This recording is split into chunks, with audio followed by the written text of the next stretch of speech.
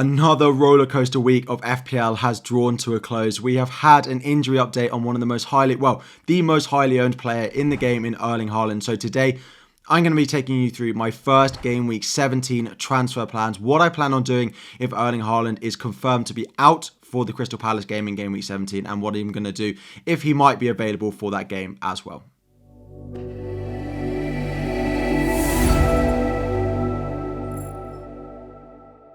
Welcome back everyone, FPL Harry here, game week 17 transfer plans. Before we dive in, 1,000 likes on the video, subscribe if you are new around here as well. But my team for game week 17 is lining up on screen. It is a 3-5-2. Game week 16 has just finished.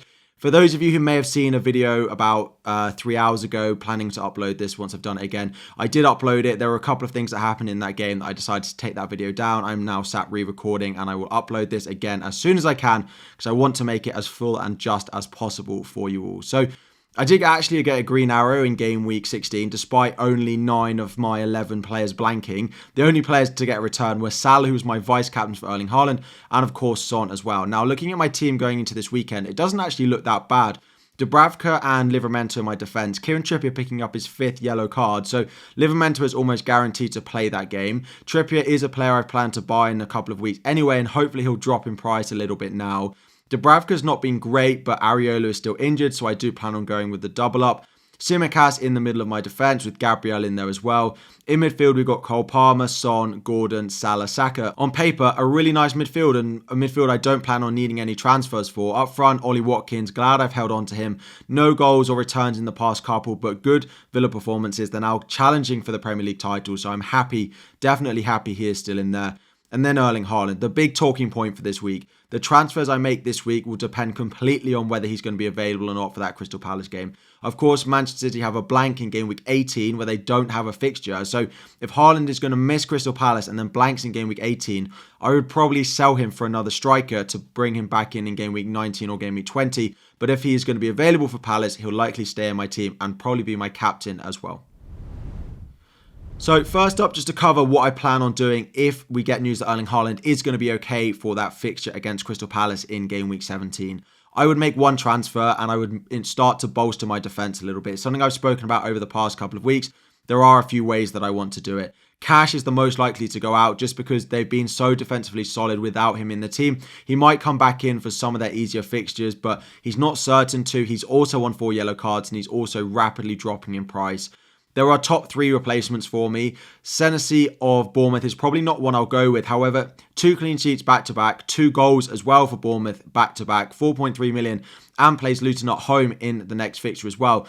And then plays Nottingham Forest in the blank game week as well. So I am pretty pleased with him as a potential option. Luton at home this week is the real reason I'd be considering buying him. The other defenders, Pedro Porro looks like an absolute bargain at the way he's creating chances at the moment. Leaky clean sheet to be wiped out at the end of the game meant the damage to my rank wasn't as much as maybe Porro owners would have wanted. But Forest away this week on Friday night and the fixtures they got coming up, definitely think he's still one to buy. And finally, it is Levi Colwill of Chelsea.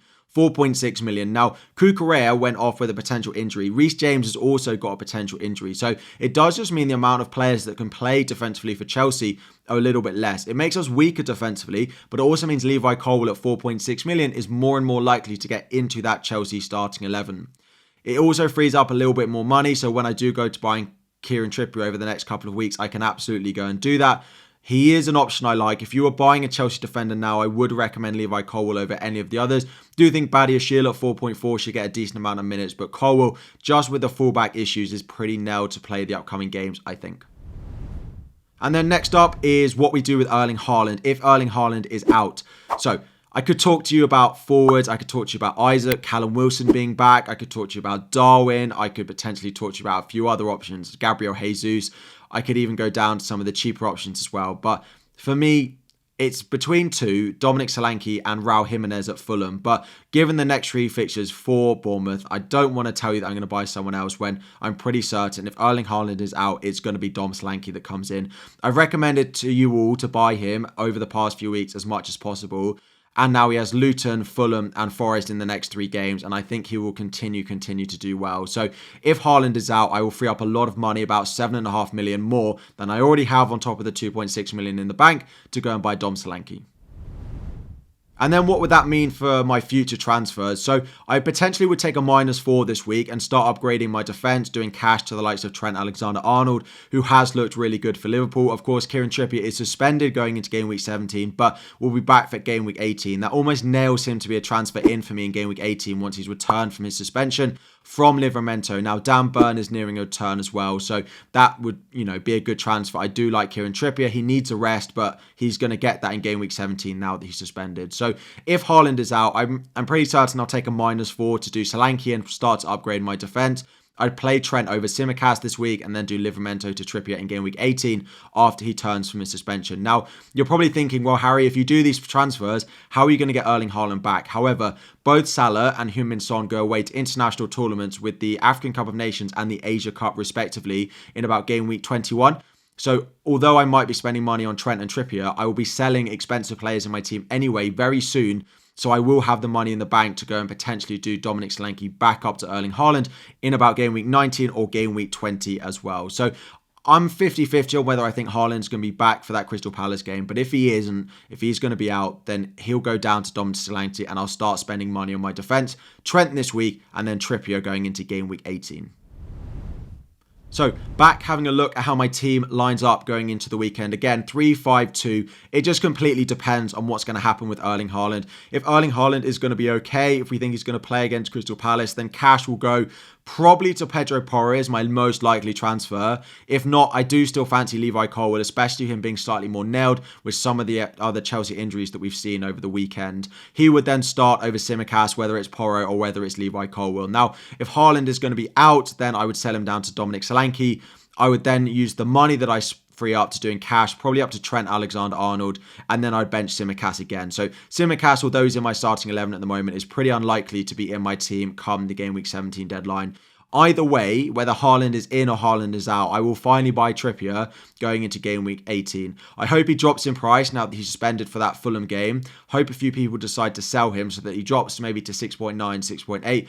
Make my life a little bit easier to buy him back, especially if Erling Haaland is okay when money is a little bit tighter. Because if I sell Livramento now, I have 6.9 million to go and buy Kieran Trippier, and he's currently 7 million. So hopefully at least one price drop. Salah currently with the armband, but if Haaland was available, it would be on Erling Haaland. So those are the transfer plans. Trent and Solanke in this week if Haaland is unavailable. If not, it will probably be just Pedro Porro. Let me know your thoughts on my team. What are you doing with Erling Haaland? Are you planning on keeping Kieran Trippier for his suspension, or are you going on to someone like Pedro Porro, who looks so good in that Spurs-Newcastle game today? Thank you all so much for watching. 1,000 likes on the video is the aim. Subscribe if you are new around here, and I'll be back again very soon.